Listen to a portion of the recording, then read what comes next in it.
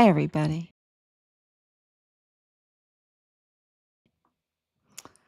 Wow. Happy Veterans Day. And we're coming on a little bit earlier today. It's been so many late nights, and I'm very happy to come on at 11 o'clock. So hopefully we can. Our goal is always 10 o'clock. 10 o'clock. So let's see if we're on. And I don't know, I'm not showing up yet. I'm not showing. Sometimes it takes a couple minutes so I can see what people are doing.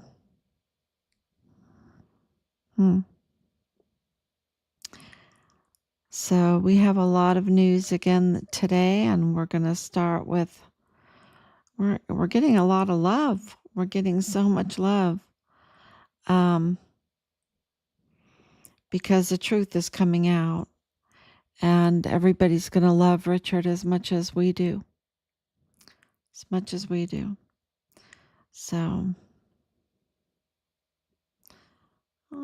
doesn't want to. Oh, there it goes. There it goes. I see it live. Okay. As we do. There we go.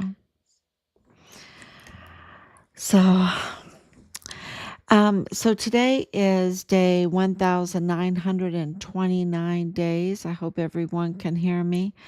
1,929 days since Richard was forcibly removed from his barracks room there on Fort Bliss, and his life was taken from him on Fort Bliss, and his body was stolen from Fort Bliss. It's a very big deal that his body was stolen. You just don't steal bodies, okay? You just don't steal the bodies. That's really criminal. And they, of course, then abused his body, which is also criminal. This is all sacrilege. It's called sacrilege because I think we're just so used to having that a law against that. But in history and in different countries around the world, it's not always been that way. This is the way you handle remains is in our country, is a very Christian way. We respect it because the body is made in the image of God. And so when you mistreat the image of God like that, it's sacrilege. It's absolutely sacrilege. And God is no buttercup, right?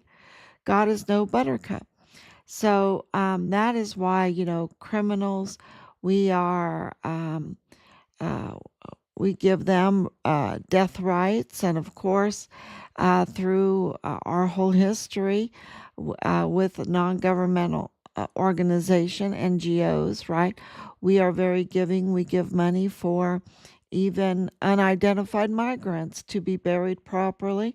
We don't just remember when all the condors, they were like, oh, the condors are going extinct. That's because there weren't dead bodies laying around everywhere.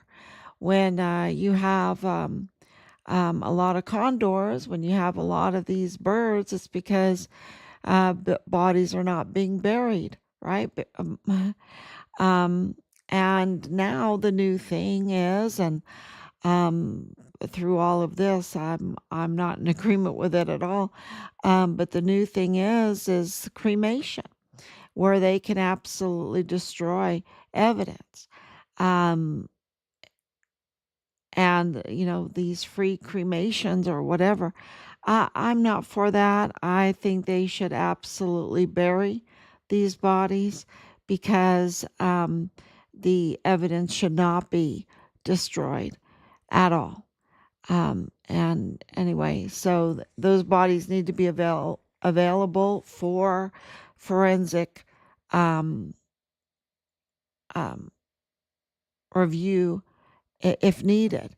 And we know that the way our organizations, way our institutions and our agencies function, Many times there are individuals in there that are very bad, that they are up to no good.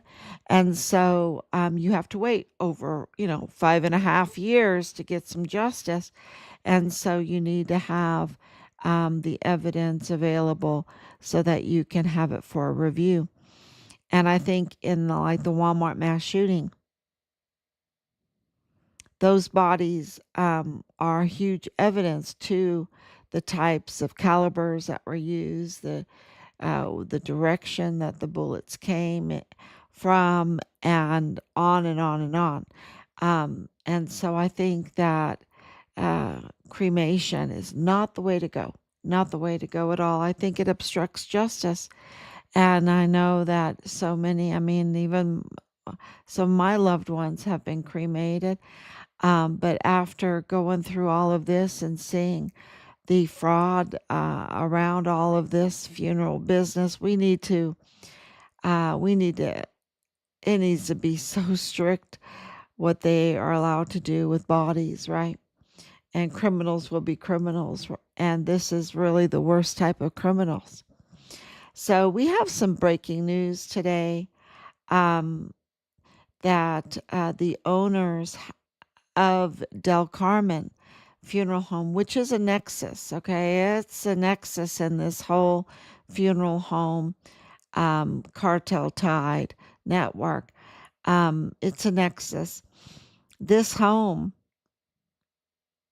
um, was raided this morning. And so they're looking for documentation, a lot of documentation, because it takes, if you're going to get money from NGOs or from the VA and whatever, there has to be a paper trail, right? I don't know. I don't know what all that they were looking for, but we are, the report is that they are looking for the reports themselves. For the reports themselves, who was there, what for, yada, yada, yada. So that is a really, really big deal in this whole thing.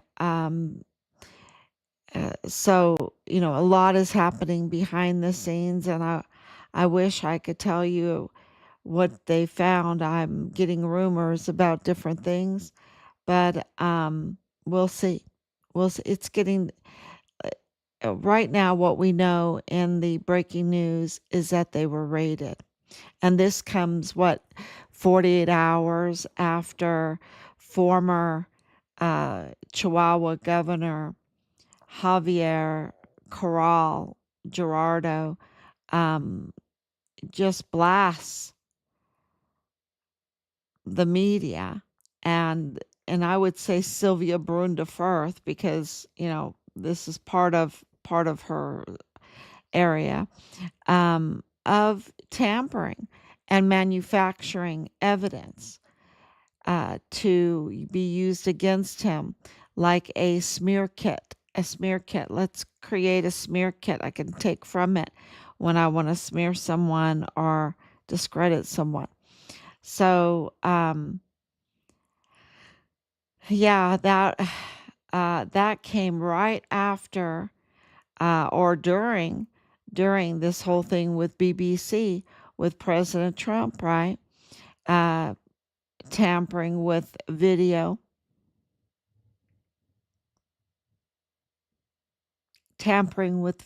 to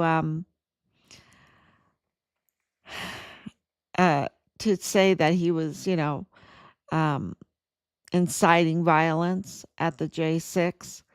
So uh, that's all fabricated. That's manufactured evidence. And of course, we have a mirror of that in Judge Rodriguez's case, um, where they were tampering audio recordings against him. So, this whole same information, same playbook. I think that's the best word. The same playbook. Yeah. Um, And of course, what they did with Richard, they absolutely started targeting him in 2019, 2020 to do whatever they could to discredit his whistleblower complaints.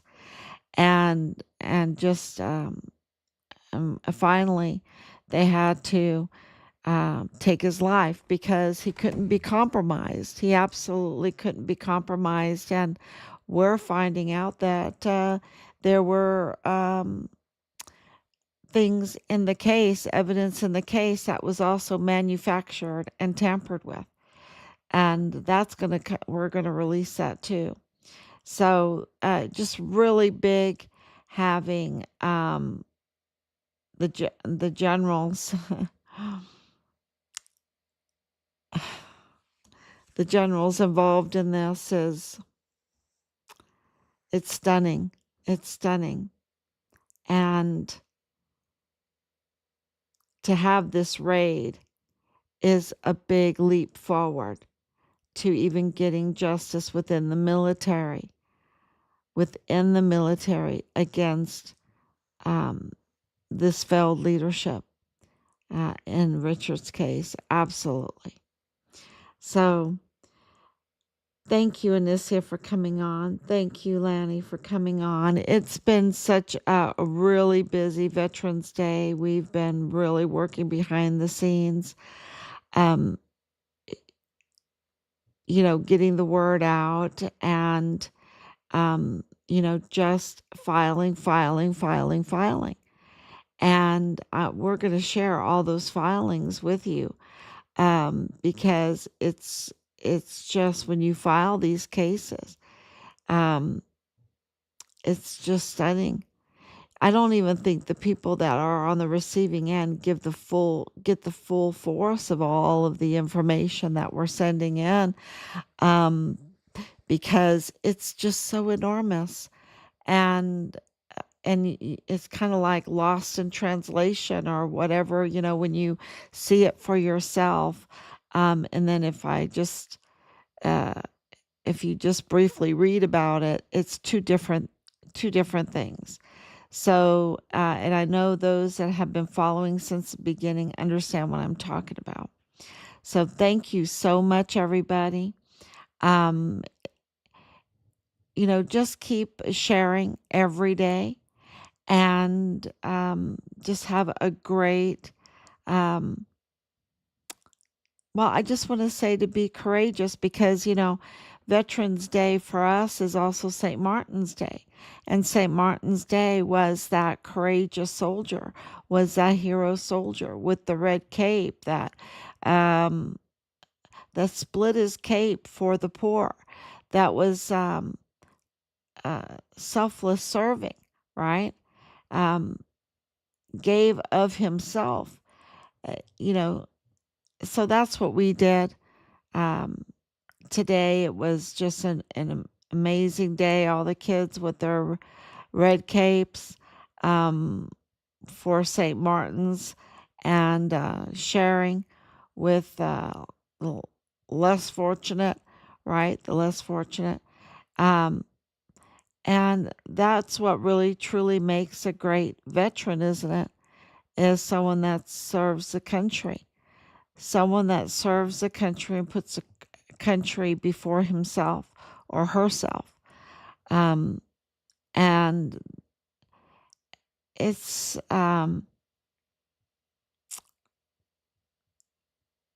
we need to get back to that Medal of Honor ethos. We need to get back to that, because that is what makes us a great country. So thank you so much. God bless you, and I will be back tomorrow.